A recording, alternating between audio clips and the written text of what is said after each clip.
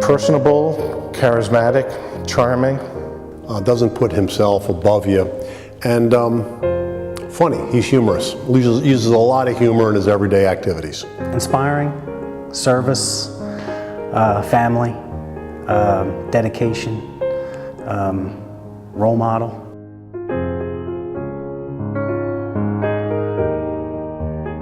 I never was aware of the amount of people that can be influenced by your priesthood until you live it. And I think that's the beauty of my priesthood, is that of the people that I met over the years and the assignments that I've had everywhere from starting out in Toledo, Ohio, to Detroit, to Australia, to many places in the United States. I had no idea that this little guy from 19 Clayton Street would have those opportunities. And that makes you utterly and totally grateful to a God who kind of led you there and led you back to where that we can celebrate this day today.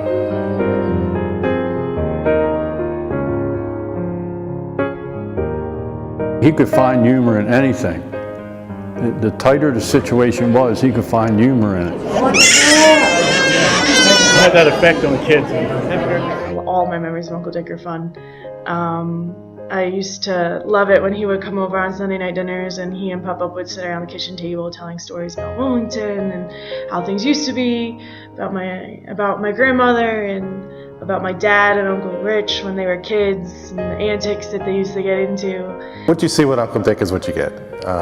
I would be very surprised if people outside of his immediate family and friends see anything different than what he is, because he's truly a very genuine person, very engaging, very warm, easy to talk to. Even in the hardest times, he has a way of bringing that out of you. But the truth in our life is that God is active in our lives, very actively whispering to us, and he's very actively hoping that we will find him. The thing that amazes me about the priesthood is making connections with people's lives. I know it might sound weird, but just little things like, maybe somebody doesn't have a good experience with the church, and you baptize their baby in a nice way, and there's joy there, which just changes the mood. Or you're with somebody and you're given a retreat and you say something that touches their lives in a certain way, and they see the world in a different place. Moments like that just bring kind of joy or contentment, or they see the world in a different way.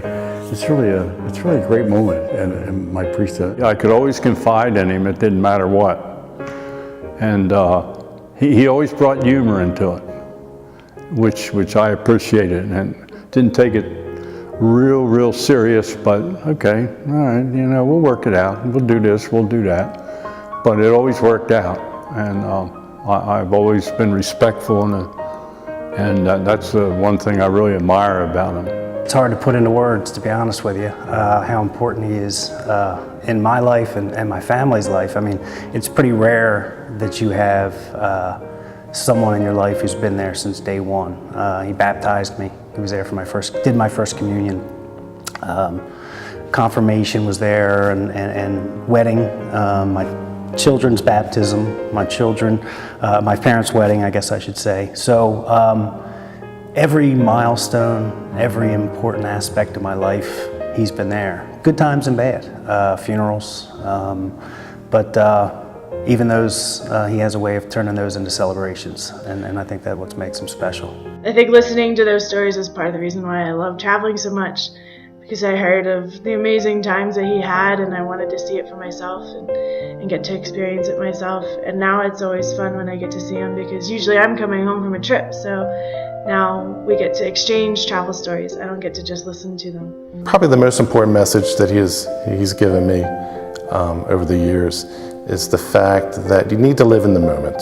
You need to live in the present. You can't be distracted by what's happened in the past with the bad decisions you've made, the issues that you had. You can't be concerned about what lies ahead in the future because you have no concern over it. You have to live in the day. You have to live in the moment. Great opportunities to please God to praise God happen infrequently, but turning small acts into great acts of praise happen every day. Now that I'm older and 50 years of priest, people are coming back and telling me how I touched their lives in a certain way, and I never knew I did. I just did my job, or did my priesthood. It just happened the other day. Somebody came through and left a note under my door at my office, and it said, I still remember you. I was here 25 years ago, and I was having a hard time with my doctorate, and you said something to me that changed my life, and I'm still channeling you, helping my students to get through their humps. For me, he's been a very, very important influence in my life, and I think more important than those early experiences I was telling you about, I really have grown to get to know him in the last decade, and he's just such a special person. I'm very grateful that he's my uncle. He was just one of those guys. There was a couple priests that I just really looked up to. Father Aschenbrenner was kind of a mentor to me, and he was on the experience side. And here comes this young priest full of just energy and new thoughts, and knew our world a little bit. And I was just energized by his personality, and it wasn't hard to get people to come out because I knew whatever I brought them out to, it was not going to be a boring event.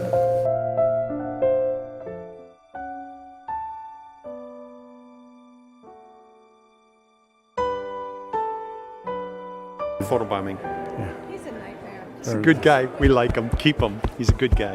Thank you. Stay with us another 50 years, pal. Hang in there. You can do it. You can do it. Okay.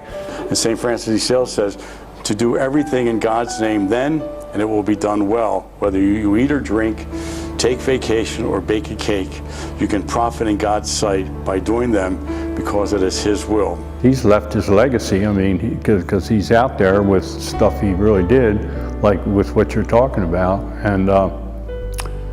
and basically he wants to go back to his roots, and that's, a lot of people aren't like that anymore. We're all over the place, but even though he goes off to Washington or wherever, South Carolina, I forget which it was, north or south, but he's always, thinking of his roots, back to the family, and that's the way I am. So we're both, we have a lot of similarities. When he comes to Wilmington, there's so many people that he wants to see. There's so many people that want to see him. It's unique. I've never met anyone like him. And I don't think there are very many people that are like him. His formative years came from Wilmington, so I think he has probably a very fond memory of the area, and he knows that he can always come back here to his family and friends, and he feels like he wants to give back more to a city that has given him a lot, obviously. Friends are what makes it really work, or your friendships. As he said, it's, whatever that saying is, that the grass between the houses of friends never grows because you're there so often. And it's so true. I think it's because friends are the ones who make sure you remember that you're Dick DeLillio and not Father DeLillio, and that you're like them. And I think that's the beauty of what friends do, is they keep your feet on the ground, and hopefully your mind of where God is calling you to be.